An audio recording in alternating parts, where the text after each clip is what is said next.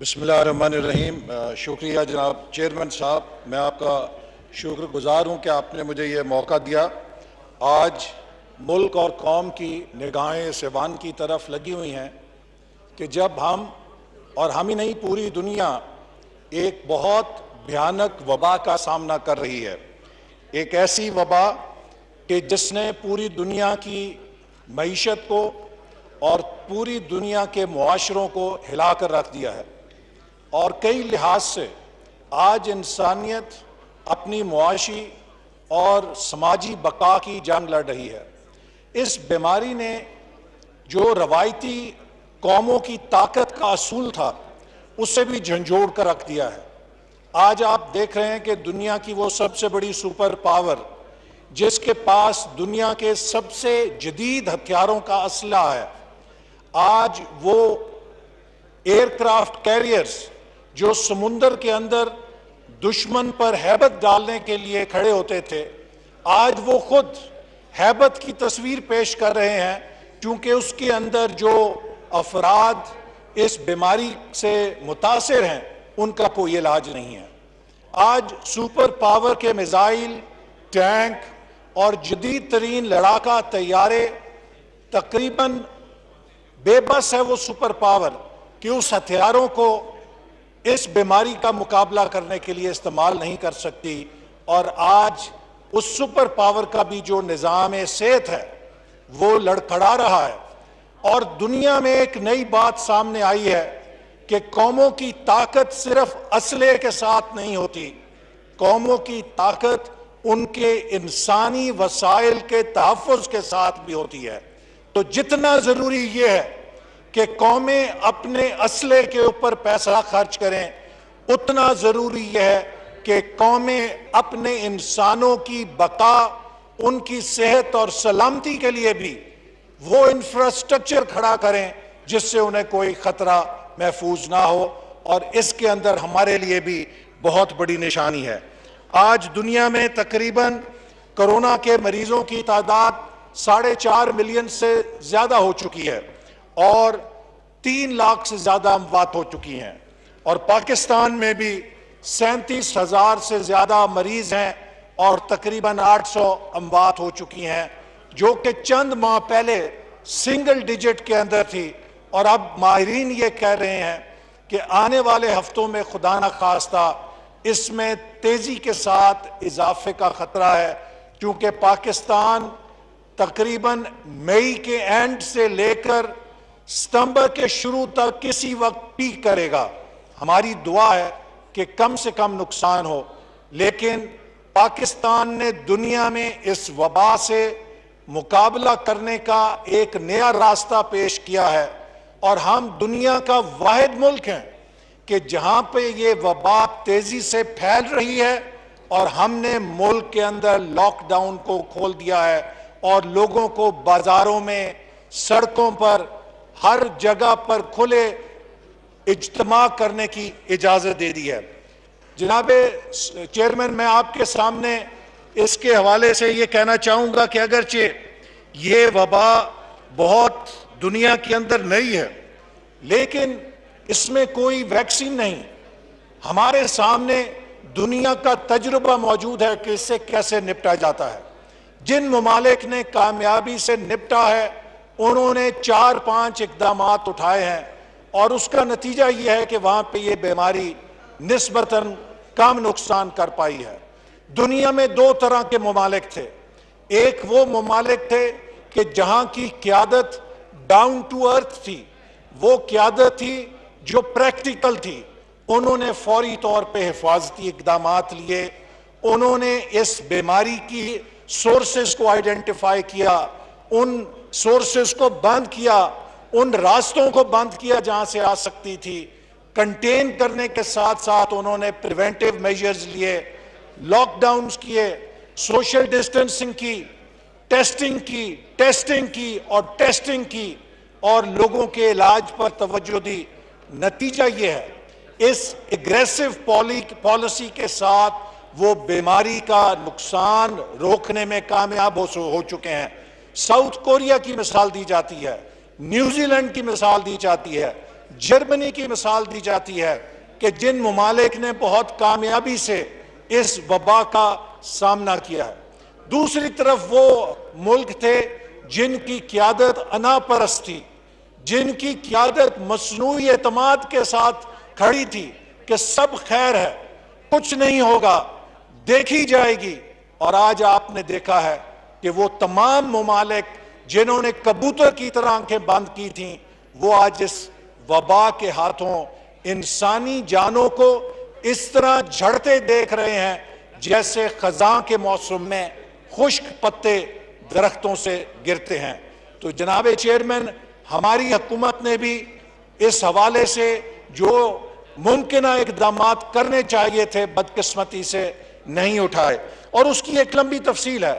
آپ کو یاد ہوگا کہ تقریباً مارچ 11 کو ورلڈ ہیلتھ آرگنائزیشن اس بیماری کو عالمی وبا قرار دے چکی تھی، اور قومی اسمبلی کا اجلاس جاری تھا، اور ہم نے توجہ دلاؤ نوٹس جمع کرایا۔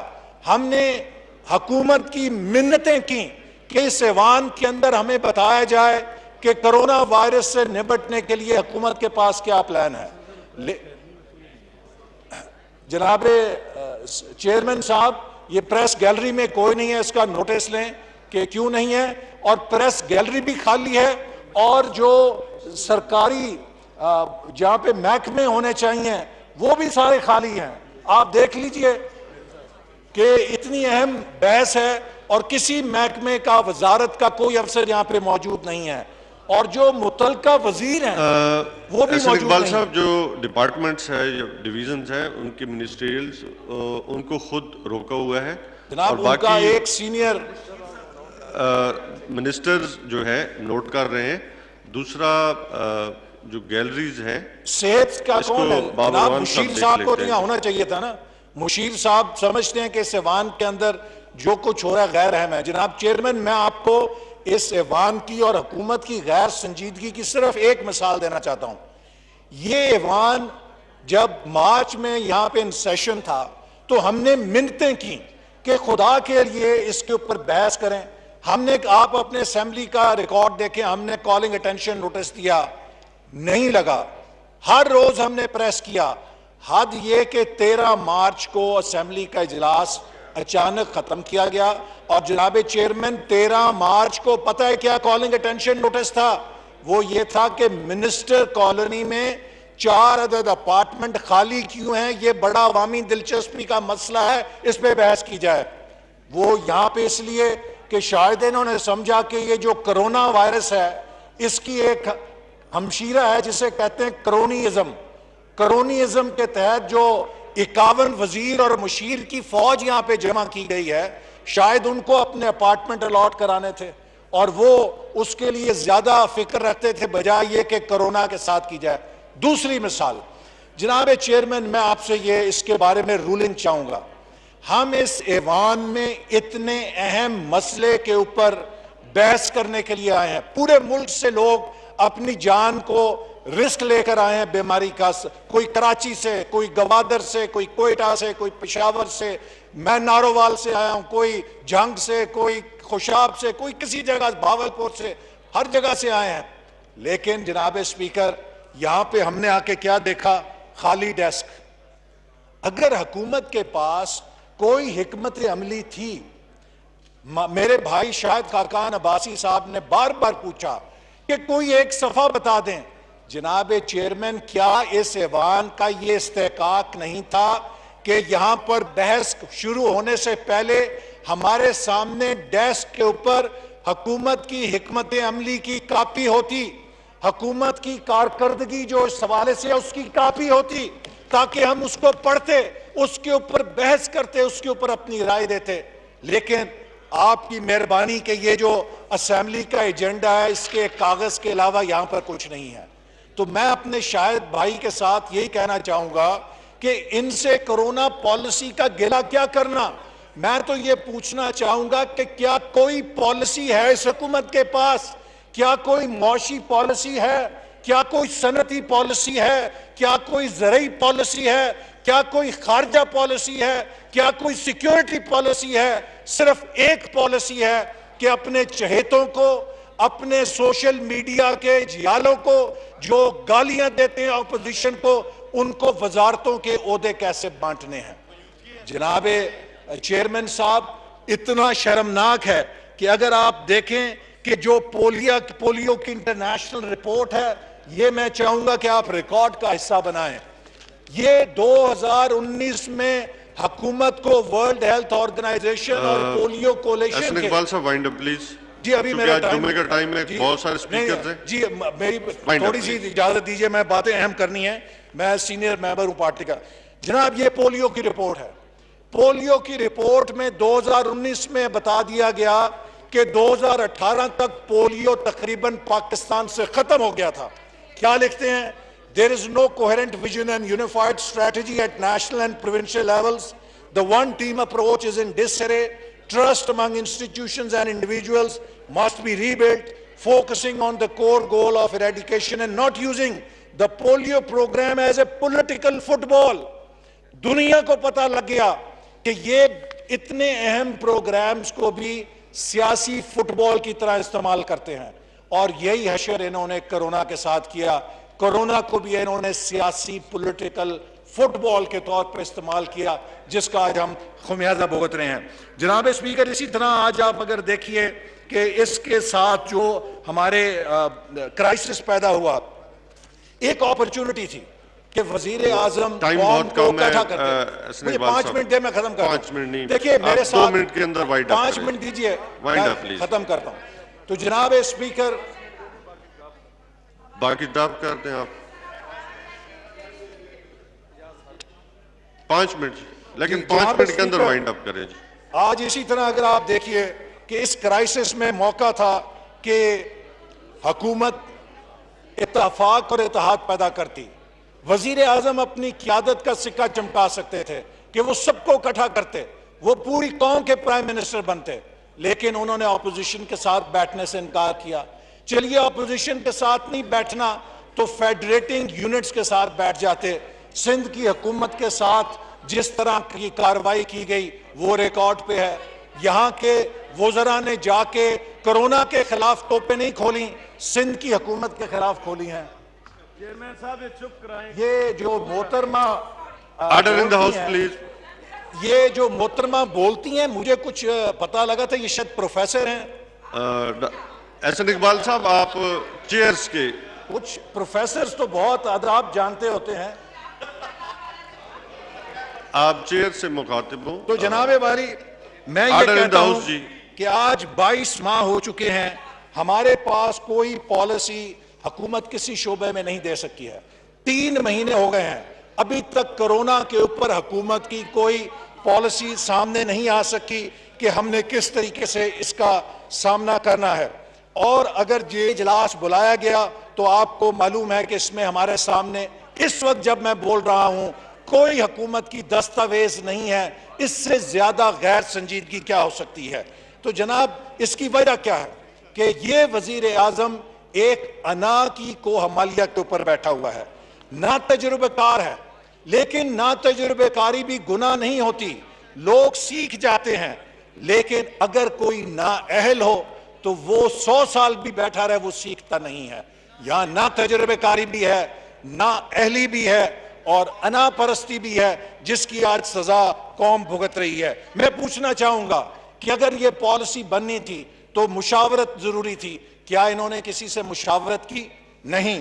کیا انہوں نے ڈاکٹر سے، ماہر جو صحت ہیں، ماہرین صحت ہیں، تاجر، صنعتکار، مزدور، علماء، کسان جو اس سے متاثر ہوں گے، کسی سے بات چیت کرنے کی زحمت کی؟ نہیں۔ کیا انہوں نے قوم کو باخبر کرنے کی کوئی سنجیدہ کوشش کی؟ نہیں۔ کیا انہوں نے ماہرین کی بات سنی؟ چلو خود نہیں پتا تھا، ماہرین کی بات سن لیتے، وہ بھی نہیں۔ تو جناب چیئرمین، اب آپ مجھے بتائیے کہ کہاں ہے وزیر صحت؟ وزیر اعظم خود نہیں ہے، مشیر صحت بھی غائب ہیں، یہ ان کی سنجیدگی ہے۔ کہاں ہے وزیر داخلہ؟ وزیر داخلہ کو بتانا چاہیے تھا کہ جو انٹری پوائنٹس ہیں اس کے اوپر کیا انہوں نے کارکردگی کی ہے۔ کہاں ہے وزیر خزانہ؟ ایک طرف کہا جاتا ہے کہ بدترین اس کا اکنامک امپیکٹ ہے حکومت کے بقول، لیکن جو ریلیف کا پیسہ خرچ ہو رہا ہے $5 ارب جو ہمیں ریلیف ملا ہے بین الاقوامی طور پہ اس کو بھی خسارے کے اوپر اڑا دیں گے اور اس کے بعد ہم خالی ہاتھ ہوں گے. وزیر خزانہ کو یہاں ہونا چاہیے تھا, مشیر خزانہ ہوتے, وہ کہاں پر ہیں؟ کہاں ہیں؟ وزیر خارجہ یہاں پر ہیں.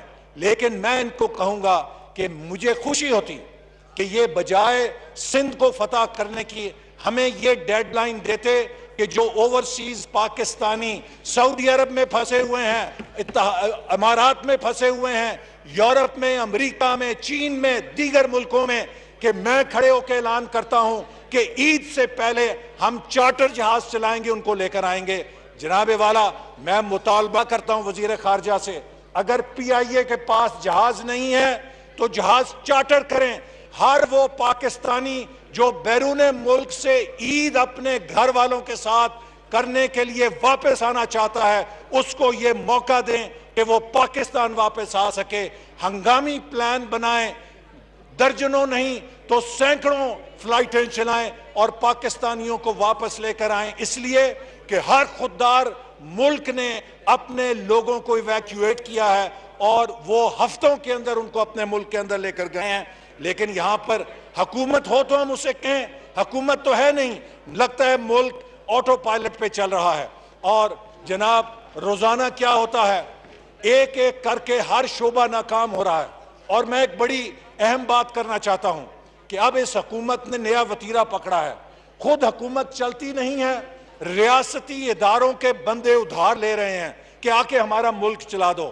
بھئی اس وقت پاکستان سیکیورٹی کے بدترین بحران سے گزر رہا ہے. لو انٹینسٹی کانفلکٹ ہم پہ ڈالا ہوا ہے. ہماری شہادتوں کو دیکھیں, لائن آف کنٹرول پہ, ویسٹرن بارڈرز پہ. آپ سیکیورٹی کے اداروں کو اپنا کام بھی نہیں کرنے دینا چاہتے اور ان کو بھی چاہتے ہیں کہ وہ آپ کی مدد کریں. خدا کے لیے سیکیورٹی کے اداروں کو ملک کے دفاع کا کام کرنے دو, اپنا کام خود کرو. اور یوں کرنے سے ان کو بدنام کر رہے ہو بڑی چلاکی کے ساتھ کہ دیکھو حکومت ہم تو نہیں چلا رہے تھے, حکومت تو وہ چلا رہے تھے, ہم کیا کریں. یہ میں ایز پاکستانی اس پہ احتجاج کرنا چاہتا ہوں کہ یہ اپنی ناکامی کا بوجھ, اپنی ناتجربہ کاری کا بوجھ ہمارے قومی اداروں کے اوپر پھینکنا چاہتے ہیں.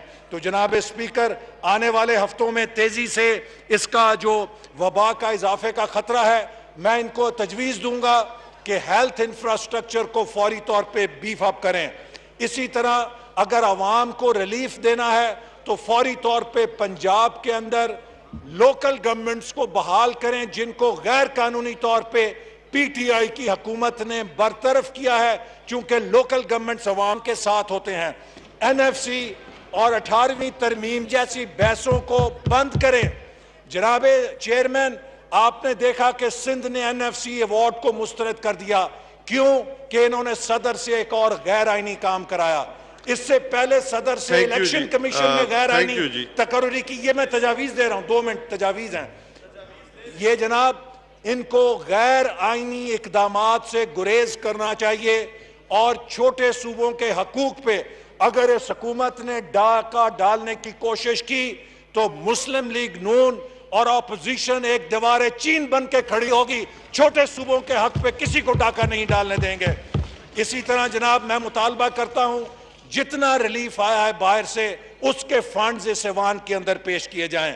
میں مطالبہ کرتا ہوں اس ایوان کی کمیٹی بنائی جائے جو ڈیلی بیسس پہ کرونا کے اوپر جو کام ہو رہا ہے, جو ریلیف ہو رہا ہے, اس کی مانیٹرنگ کرے اور ان ممبروں کو وہ رپورٹ پیش کرے. میں مطالبہ کرتا ہوں کہ ملک کے اندر ایجوکیشن ایمرجنسی نافذ کی جائے. یہ جو جناب بات کی جاتی ہے آن لائن ٹیچنگ ہو رہی ہے, آپ مجھے بتائیے پاکستان کے کتنے لوگ آن لائن ٹیچنگ کر سکتے ہیں؟ غریبوں کے پاس آن لائن ٹیچنگ نہیں ہے. حکومت فوری طور پہ ایمرجنسی پلان بنائے, ان چھٹیوں کے دوران ٹیچرز کو ٹرین کیا جائے تاکہ جو وقت کا نقصان ہوا ہے غریبوں کے بچوں کو جب سکول موسم گرما کی تعطیلات کے بعد کھلیں گے کس طریقے سے ہم نے ان کو کیچ اپ کرانا ہے. اس کے لیے ٹیچرز کی ٹریننگ کا ایک ایمرجنسی پروگرام بننا چاہیے. جناب اسی طرح میں ایک یہ بات بھی کہنا چاہتا ہوں کہ اکنامک ریلیف دینے کے لیے پٹرول اور ڈیزل کی قیمت 50 روپے فی لیٹر فوراً کی جائے. ہمارے کسانوں کو ریلیف ملے گا, 50 روپے ڈیزل کے اوپر بھی حکومت منافع کمائے گی. بین الاقوامی منڈیوں میں پٹرول ڈیزل کی قیمت مفت ہو چکی ہے, لیکن حکومت اس کے اوپر ٹیکس کھا رہی ہے. اور اسد عمر صاحب کی تقریریں نکال لیجئے, جب وہ یہاں پہ کیا کرتے تھے تو حکومت سے میری یہ گزارش ہے کہ اس پر عمل کریں جو تقریریں کرتے تھے.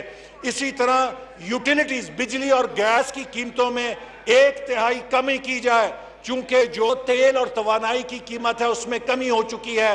حکومت پٹرول اور ڈیزل کی طرح بجلی اور گیس کے اوپر بھی جیبیں بھر رہی ہے, عوام کو فائدہ دینا چاہیے. اور اسی طرح میں جناب والا آخر میں چین کا شکریہ ادا کروں گا اور ان تمام دوست ممالک کا شکریہ ادا کروں گا. جو ایک منٹ یہ ختم کر رہا ہوں, اور یہ کوٹیشنز ہیں 3 جو میں سمجھتا ہوں کہ ہمارے لیے مشعل راہ ہیں. یہ 3 کوٹیشنز آپ کو پیش کر کے میں اجازت لوں گا. There are few things more dangerous than a mixture of power, arrogance and incompetence. اور آئنسٹائن نے کیا کہا؟ Incompetence is the true crisis. اور پھر ایک where success and incompetence meet, disaster is not far away. تو اب ان کو صرف یہ کہوں گا کہ قوم کے غم میں وزیر لگاتے ہیں ڈھٹائی کے ساتھ, رنج لیڈر کو بہت ہے